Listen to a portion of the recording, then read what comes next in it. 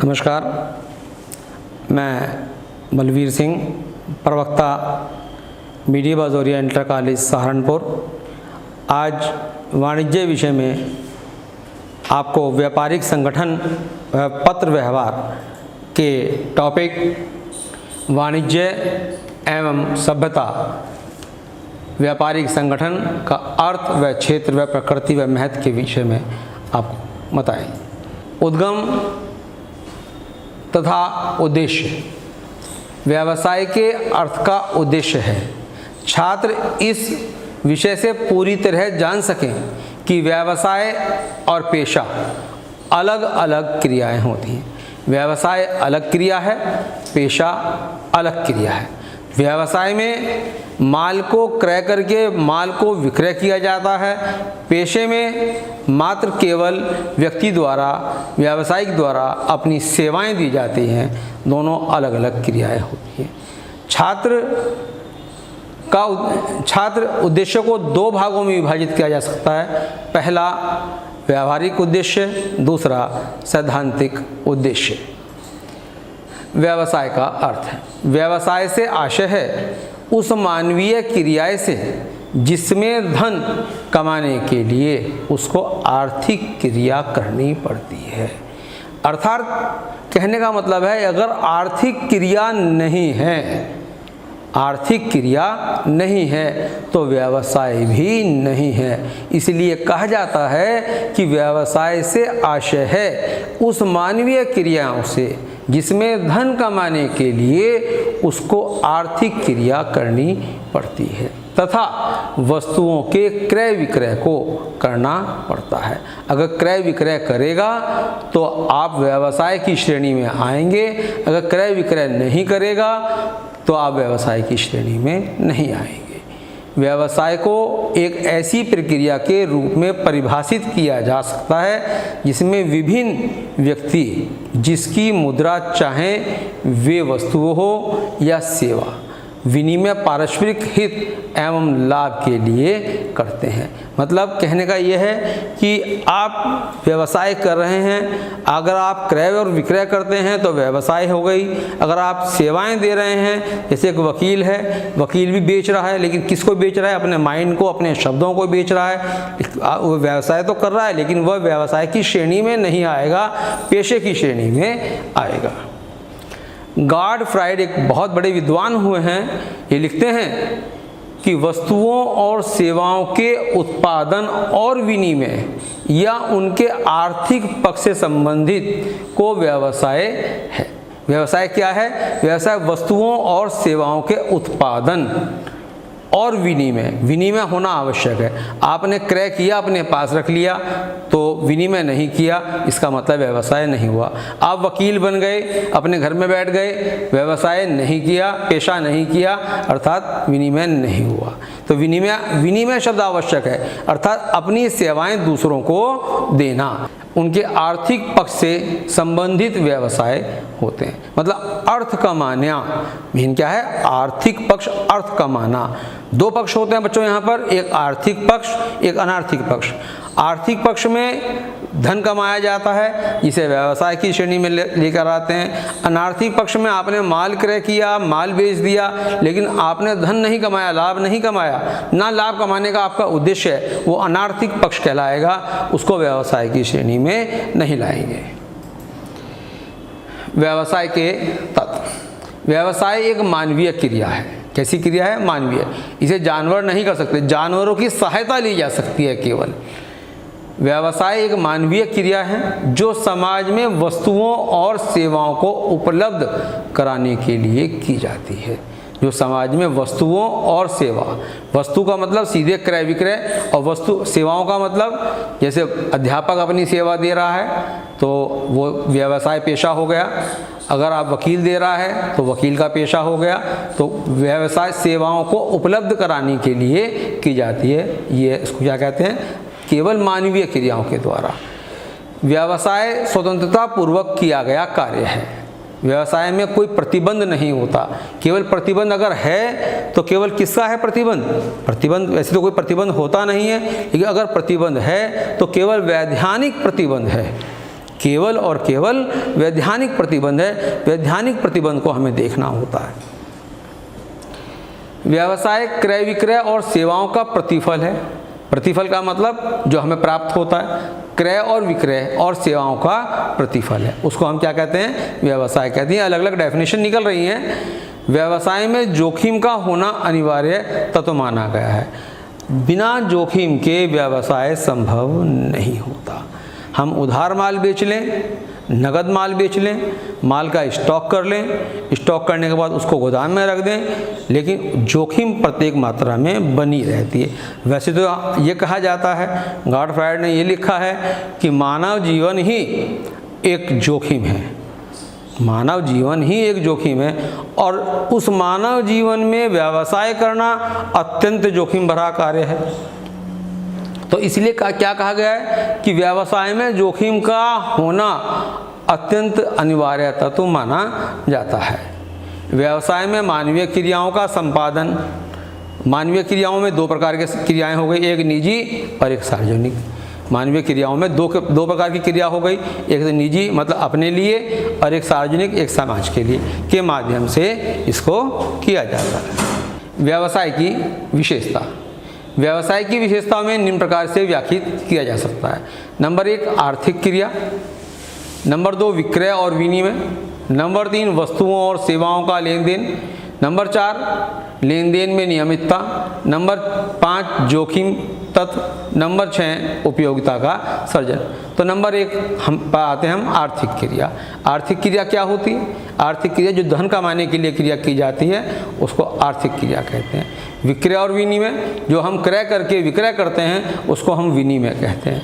वस्तुओं और सेवाओं, जो हम वस्तु और सेवा जो अपनी सेवा दे रहे हैं उसका लेन देन दूसरों तक पहुंचाते हैं उसको हम व्यवसाय कहते हैं। लेन देन में नियमितता, लेन देन नियमित होना चाहिए, व्यापार नियमित होना चाहिए। ऐसा नहीं है कि व्यापार में आज हम व्यापार में करने के लिए बैठते हैं और उसको बिना नियमितता के हम व्यापार कर रहे हैं, उसको हम नियमित व्यापार ना ही उसको व्यवसाय की श्रेणी में लेकर जाएंगे। जोखिम तत्व, जोखिम व्यापार का एक भाग होता है, इसमें लाभ भी हो सकता है, हानि भी हो सकती है, और बिना लाभ के बिना हानि के भी व्यवसाय का सृजन संभव है। उपयोगिता, उपयोग करना, उपयोग और उपभोग दो चीज़ें हैं। उपयोगिता जो वस्तु हम क्रय कर रहे हैं, विक्रय कर रहे हैं, उसका उपयोग करना और उसका सृजन करना। आर्थिक क्रिया, व्यवसाय में केवल आर्थिक क्रियाओं को ही सम्मिलित किया जाता है, अर्थात अनार्थिक क्रियाओं को शामिल नहीं किया जाता। जो क्रिया धन कमाने से संबंधित नहीं है उनको आर्थिक क्रियाओं में शामिल नहीं किया जाएगा, और जिसको आर्थिक क्रियाओं में शामिल नहीं किया जाएगा उसको व्यवसाय में भी शामिल नहीं किया जाएगा। इसका महत्वपूर्ण कारण यह है कि क्रियाओं में उपभोग, क्या चीज़? उपभोग, उत्पादन और वितरण, ये व्यवसाय की 3 इकाइयां हैं। उपभोग, उत्पादन और वितरण। इन तीनों का समन्वय, इन तीनों का चक्र होना अत्यंत आवश्यक है। और इन तीनों में जोड़ दिया हमने जोखिम, इन तीनों में क्या जोड़ दिया हमने? जोखिम। उस जोखिम को जोड़ करके जो क्रिया हमें प्राप्त होती है उन क्रियाओं को व्यवसाय में शामिल किया जाएगा, आर्थिक क्रियाओं में शामिल किया जाएगा। विक्रय और विनिमय, व्यवसाय की प्रमुख विशेषता यह है कि वह पारस्परिक लाभ कमाने के उद्देश्य से विनिमय करता है। एक दूसरे का लाभ, पारस्परिक लाभ, एक दूसरे का लाभ कमाने के उद्देश्य से विनिमय करता है। वस्तुओं और सेवाओं का लेन देन, व्यवसाय में वस्तुओं और सेवाओं का लेन देन अनिवार्य रूप से होता है। मतलब वस्तुओं का हो, क्रय विक्रय हो, सेवा हो, किसी वकील की, किसी अध्यापक की, किसी डॉक्टर की, किसी इंजीनियर की सेवा हो, उसका लेन देन अनिवार्य रूप से अगर होता है तो वो व्यवसाय में शामिल होगा, अन्यथा व्यवसाय में शामिल नहीं होगा। अर्थात उपभोक्ता और उत्पादन दोनों को शामिल किया जाता है। उपभोक्ता को भी और उत्पादन को भी, दोनों को शामिल किया जाता है। लेन देन में नियमितता, लेन देन में नियमितता, नियमितता का मतलब होता है लगातार, लगातार। ऐसा नहीं कि हमने आज काम किया, कल को शट डाउन किया, शट डाउन करने के बाद 3 दिन के बाद फिर मूड किया, फिर हमने अपना काम करना शुरू कर दिया, 5 दिन तक हमने काम किया, 10 दिन के लिए फिर शट डाउन किया, ये नहीं होगा। इसमें नियमितता आवश्यक होती है। वस्तुओं और सेवाओं के उसी विनिमय को व्यवसाय की संज्ञा दी जा सकती है जो निरंतर और निरंतर रूप से किए जाएं। केवल निरंतर और निरंतर रूप से किए जाएं। निरंतर हो उसमें, मतलब उसमें इरेगुलरिटी ना हो। यदा कदा लेन देन करने को इसमें शामिल नहीं किया जाता। तो प्रश्न ये उठता है, जहाँ यदा कदा लेन देन होता है उसको कहाँ करते हैं? प्रश्न ये उठता है जिसको कि जहाँ हम जो है यदा कदा लेन देन करते हैं उसको कहाँ शामिल किया जाएगा? उसके लिए बहुत सारी चीज़ें हैं।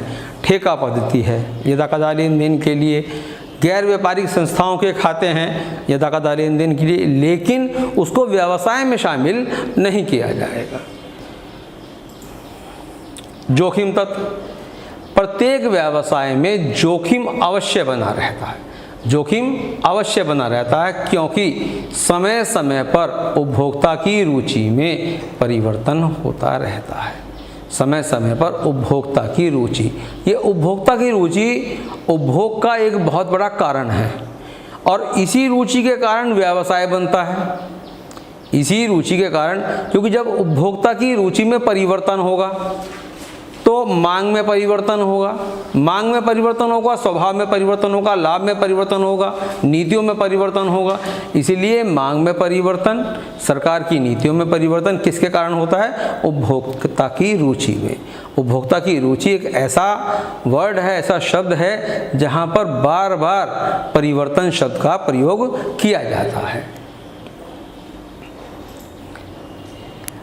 उपयोगिता का सर्जन, उपभोग से, उत्पादन से लेकर के उपभोग तक जो प्रक्रिया की जाती है उसको उपयोगिता कहते हैं।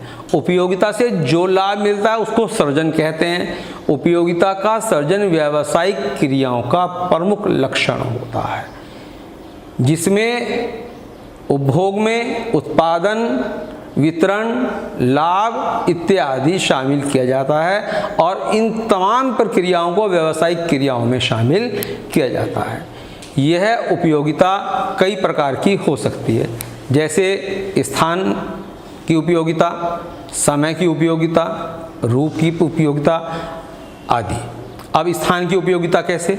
गर्मी पड़ रही है, सहारनपुर की बजाय लोग पहाड़ी स्थानों पर चले जाते हैं, मैदानी स्थानों की बजाय लोग पहाड़ी स्थान, तो वहाँ पर पहाड़ी स्थान की उपयोगिता शामिल हो जाती है। समय की उपयोगिता गर्मी और सर्दी में। रूप की उपयोगिता जो सुंदर, वाणी से, रूप कई प्रकार के होते हैं, वाणी का रूप, शारीरिक रूप आदि के लिए जो उपयोगिता होती है उसमें उपयोगिता का सर्जन आवश्यक तत्व में माना जाता है।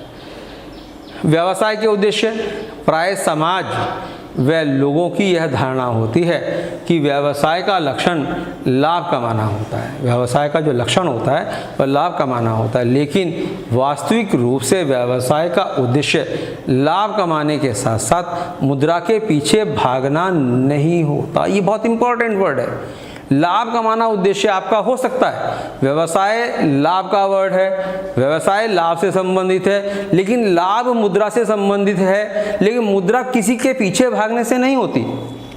मुद्रा किसी के पीछे भागने से बिल्कुल नहीं है। मतलब कहने का यह है कि आप लाभ कमाएं, मुद्रा के पीछे मत भागें।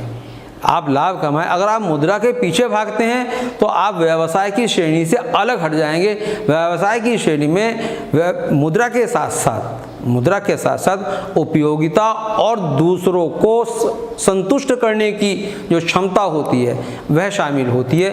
केवल मुद्रा के पीछे भागना उसमें शामिल नहीं होता।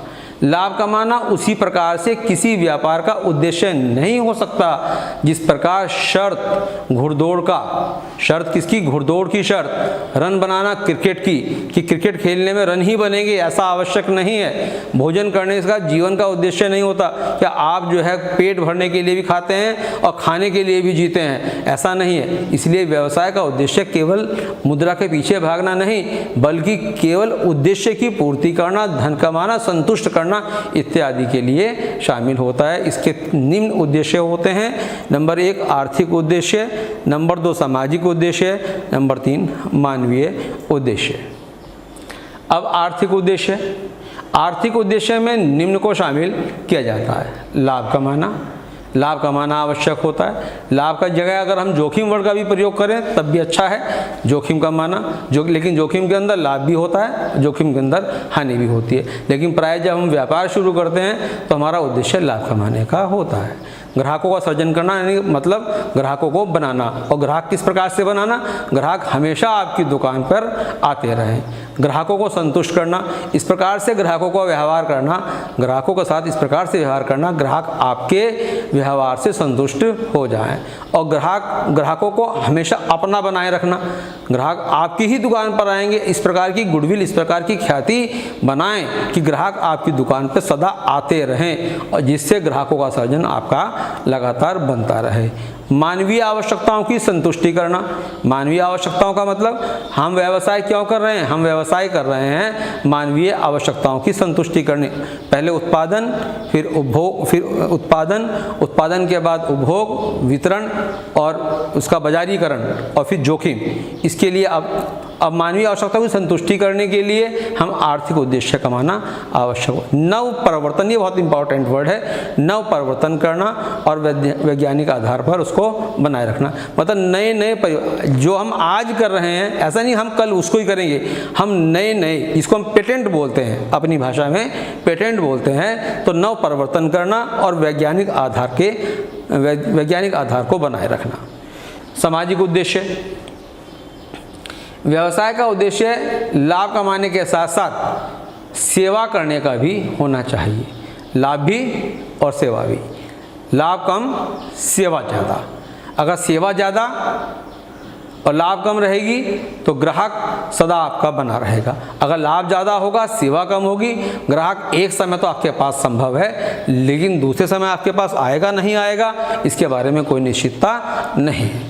एक व्यवसायी निम्नांकित उद्देश्यों की पूर्ति करके ही समाज की सेवा कर सकता है। अच्छी वस्तुओं का उत्पादन करके सामाजिक उद्देश्य की पूर्ति कर सकता है। अच्छी वस्तु का मतलब अच्छा उत्पादन हो, उचित उत्पादन हो और कम लागत पर उत्पादन हो। उचित लाभ को लेकर सामाजिक उद्देश्य की पूर्ति कर सकता है। उचित लाभ लेकर उत्पादन किया, उत्पादन में लाभ को उचित मात्रा में जोड़ना है, अनसठ लाभ नहीं जोड़ना, अत्यधिक लाभ नहीं जोड़ना। लाभ को कैसे जोड़ना है? आपको कम मात्रा में, जिससे ग्राहक हमेशा आपके पास बना रहे। और यही सामाजिक उद्देश्य हमारा होता है, हम कम लाभ पर समाज की सेवा करना चाहते हैं। लोगों को रोजगार देकर सामाजिक उद्देश्य की पूर्ति कर सकते हैं। जब हम उत्पादन करते हैं, व्यापार करते हैं, उससे सामाजिक उद्देश्यों की पूर्ति होती है। और जब सामाजिक उद्देश्यों की पूर्ति होती है तो उसमें क्या होता है? उसमें लोगों को रोजगार प्राप्त होता है। जब लोगों को रोजगार प्राप्त होता है तो व्यवसाय की क्रिया उत्पन्न ऑटोमेटिकली हो जाती है। विनियोजकों जो पैसा लगाते हैं उसको विनियोजक कहते हैं। जो व्यवसाय में पैसा लगा रहे हैं उसको विनियोजक कहते हैं। विनियोजकों को उचित लाभ देना, मतलब एक तो पूंजी हो गई और एक विनियोजित पूंजी तो हो गई। पूंजी तो व्यापार की हमारी अपनी होती है, पूंजी तो हमारी अपनी होती है जिससे हम लाभ कमाते हैं। एक होती है विनियोजित पूंजी, दूसरे लोग हमारे व्यापार में लाभ कमाने के उद्देश्य से हम विनियोजित करते हैं। तो विनियोजित पूंजी, विनियोजित को अधिक लाभ दे करके सामाजिक उद्देश्यों की पूर्ति कर सकते हैं। व्यवसाय को सफलतापूर्वक चलाने के लिए मानवीय चलन का भी आवश्यकता होती है, क्योंकि मशीनें अपने आप उत्पादन नहीं कर सकती। इंपॉर्टेंट लाइन है, मशीनें अपना आप उत्पादन नहीं कर सकती। मशीनों को चलाने के लिए मानवीय श्रम की आवश्यकता होती है। अर्थात कहने का तात्पर्य यह है कि मशीन अपने आप नहीं चलेंगी, मशीनों को चलाने के लिए किसकी आवश्यकता होती है? श्रम की आवश्यकता होती है। और जब श्रम होगा तो सामाजिक उद्देश्य होगा, जब सामाजिक उद्देश्य होगा तो व्यवसाय होगा। वास्तव में यह दायित्व ही मानवीय उद्देश्यों की रचना करते हैं और सुख सुविधाओं का ध्यान रखते हैं। जितने भी हमने दायित्व पढ़े हैं कि मशीन को चलाने के लिए श्रम की आवश्यकता होती है, हमारा दायित्व हो गया और उस दायित्व की हमने पूर्ति की, तो ये प्रमुख सुख सुविधाओं का ध्यान रखते हैं। व्यावसायिक क्रियाओं का वर्गीकरण, व्यावसायिक क्रियाओं के वर्गीकरण को निम्न भागों में विभाजित किया जाता है: वाणिज्य, उद्योग और प्रत्यक्ष सेवा। वाणिज्य एक बहुत बड़ा डिपार्टमेंट है अपने आप में, जिसके अंतर्गत अकाउंट भी आएगा, बिजनेस भी आएगा, बैंकिंग भी आएगा, अर्थशास्त्र भी आएगा, ये वाणिज्य होगा। उद्योग, उत्पादन से उपभोग तक जितनी प्रक्रियाएं होती हैं उसको उद्योग कहते हैं। और प्रत्यक्ष सेवाएं, जो वकील इत्यादि अपनी सेवाएं देते हैं उसको हम प्रत्यक्ष सेवाएं कहते हैं। वाणिज्य को दो भागों में विभाजित किया जाता है: व्यापार, देशी व्यापार और विदेशी व्यापार। व्यापार में सहायक, ये दूसरा पार्ट है इसका, परिवहन के साधन, संचार के साधन, बीमा आदि।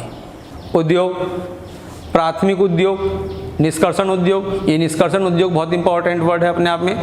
निर्माणी उद्योग, रचनात्मक उद्योग। प्राथमिक उद्योग वो उद्योग होते हैं जिसमें व्यापार में केवल उत्पादन होता है। निष्कर्षण उद्योग वो होते हैं जो प्राकृतिक संसाधनों का संदोहन करते हैं, उसको निष्कर्षण कहते हैं। निर्माणी उद्योग रियल एस्टेट में चले जाते हैं, और रचनात्मक उद्योग जो रियल एस्टेट से वास्तव में उपभोग की श्रेणी में आ जाते हैं उसको रचनात्मक उद्योग कहते हैं। प्रत्यक्ष सेवा, शिक्षक सेवाएं, चिकित्सक सेवाएं, वकील की सेवाएं, इंजीनियरिंग सेवाएं। शिक्षक जो सेवाएं देता है उसके बदले में वो कुछ लेता नहीं है, केवल अपनी सेवाएं दे रहा है। चिकित्सक अपनी सेवाएं दे रहा है, वकील अपनी ज्ञान की सेवाएं दे रहा है, अपने कानून की सेवाएं दे रहा है। इंजीनियरिंग की सेवाएं दे रहा है, उसको हम प्रत्यक्ष सेवाएं कहते हैं। अर्थात कहने का तात्पर्य यह है कि ऐसे पेशे जो केवल सेवा देने का कार्य करते हैं, उसको हम प्रत्यक्ष सेवाएं कहते हैं। संगठन का अर्थ, व्यवसाय के बाद क्योंकि पूरा वर्ड है हमारे पास संगठन, तो संगठन का अर्थ किसी भी व्यवसाय को प्रारंभ करने से पूर्व उचित संगठन कर लेना आवश्यक होता है। संगठन क्या है? भूमि, पूंजी, श्रम, संगठन और साहस, इन 5 चीज़ों को मिलाकर के क्या बनता है? उत्पादन। उत्पादन का एक भाग है संगठन। संगठन 2 प्रकार का हो सकता है, आंतरिक और बाह्य। आंतरिक का मतलब है कि जो हम अंदर से ही उसको लें, और अगर अंदर से हम उसकी आवश्यकता की पूर्ति नहीं कर पाते तो हम बाह्य रूप से उसको पूरा करते हैं। संगठन अपने आप में एक ही उद्देश्य न होकर उद्देश्य को प्राप्त करने का साधन होता है। उद्देश्य नहीं है बल्कि उद्देश्य को प्राप्त करने का साधन है। संगठन अपने आप में कोई उद्देश्य नहीं है, बल्कि जो उद्देश्य किस चीज़ का? उद्देश्य व्यवसाय का। व्यवसाय के उद्देश्य की पूर्ति करने के लिए जो संगठन हम तैयार करते हैं उसको हम व्यवसाय संगठन कहते हैं, जिसमें व्यक्तियों की क्रियाशीलता तथा कर्मचारियों की टीम भावना। क्रियाशीलता, एक्टिविटी किसकी? व्यक्तियों की। जो संगठन में जो लोग काम कर रहे हैं उनकी क्रियाशीलता कितना एक्टिव है, और साथ ही साथ उनकी टीम भावना। बिना टीम भावना के व्यापार नहीं होता, इसलिए टीम भावना आवश्यक होती है, तो टीम भावना को शामिल किया जाता है। निष्कर्ष, व्यावसायिक संगठन को समझने के लिए व्यवसाय और संगठन को 2 भागों में विभाजित किया गया। पहला, व्यवसाय को पेशे से अलग करके व्यावसायिक संगठन का कार्य है। व्यवसाय को पेशे से अलग कर व्यावसायिक संगठन का कार्य है, मतलब व्यवसाय अलग है और संगठन अलग है। व्यवसाय संगठन को जोड़ करके हम व्यावसायिक संगठन की परिभाषा को परिवर्तित करते हैं। व्यापार कितने प्रकार का होता है? महत्वपूर्ण प्रश्न है। व्यापार कितने प्रकार का होता है? व्यापार 2 प्रकार का होता है। पहला, देशी व्यापार, दूसरा विदेशी व्यापार। देशी व्यापार में कई सारे प्रकार हो जाते हैं। स्थानीय व्यापार, एक स्थान पर ही जो व्यापार किया जाता है उसको स्थानीय व्यापार कहते हैं। स्थानीय के बाद अंतर्राज्य, जो एक राज्य के अंतर्गत होता है। उसके बाद राजकीय, जो एक राष्ट्र के अंतर्गत होता है। उसके बाद नंबर 2 पर विदेशी व्यापार, जो विदेशों में शामिल होता है। विदेशी व्यापार किसे कहते हैं? एक देश की सीमा से दूसरे देश की सीमा को पार करते हुए क्रय विक्रय करने की प्रक्रिया को हम विदेशी व्यापार कहते हैं। एक देश से माल उठाया और दूसरे देश में माल को बेच दिया, उसको हम विदेशी व्यापार कहते हैं। पेशा क्या होता है? जिसमें केवल अपनी सेवाओं का लेन देन हो, केवल सेवा, क्रय नहीं होता, विक्रय नहीं होता।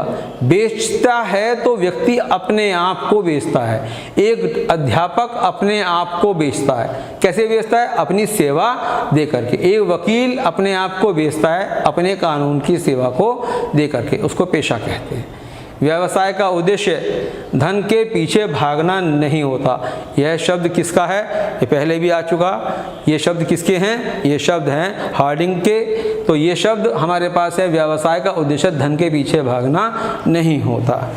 आज इस टॉपिक में बच्चों हमने व्यवसाय को, व्यवसाय की क्रियाओं को और व्यावसायिक संगठन को अलग अलग भागों में विभाजित करके देखा है। व्यवसाय क्या है? व्यवसाय कितने प्रकार का होता है? व्यवसाय में किन तत्वों को शामिल किया जाता है, ये हमने देखा है। व्यवसाय में कितनी प्रकार की क्रियाएं होती हैं? आर्थिक क्रिया होती है, अनार्थिक क्रिया होती है। आर्थिक क्रिया का मतलब धन कमाने, अनार्थिक क्रिया का मतलब जो धन कमाने से उद्देश्य से नहीं की जाती। तो दो प्रकार की क्रिया हम और सीखा हमने। इसके अलावा व्यवसाय के तत्व क्या हैं? व्यवसाय में जोखिम की मात्रा कितनी होनी चाहिए? संगठन किसे कहते हैं? और लास्ट में व्यवसाय को संगठन से जोड़ने की जो प्रक्रिया है उसको व्यावसायिक संगठन कहते हैं। और साथ ही आपको बताया गया था कि संगठन में दो प्रकार के संगठन हो सकते हैं, एक तो बाह्य संगठन और एक दूसरा आंतरिक संगठन। बाह्य संगठन जो बाहर से हम पूर्ति करते हैं, आंतरिक संगठन जो अंदर से ही पूर्ति करते हैं। बच्चों, अगले टॉपिक के लिए फिर मिलेंगे। नमस्कार।